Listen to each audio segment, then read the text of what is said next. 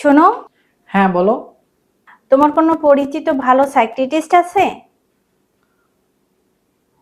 ও, শেষ পর্যন্ত তুমি বুঝতে পারছো যে তোমার একজন ভালো সাইকিয়াট্রিস্টের দরকার আছে, তাই না?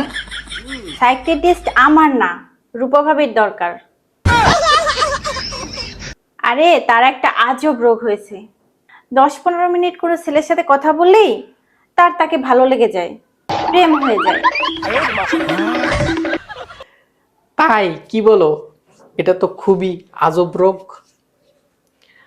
আমি একটা কাজ করি, আমি রূপা ভাবির বাসায় যাই, তার সাথে 10-15 মিনিট বসে কথা বলে রোগটা সম্পর্কে ভালোভাবে জানি, তারপরে একজন ভালো সাইকিয়াট্রিস্টের কথা তারাই বলে দেবো।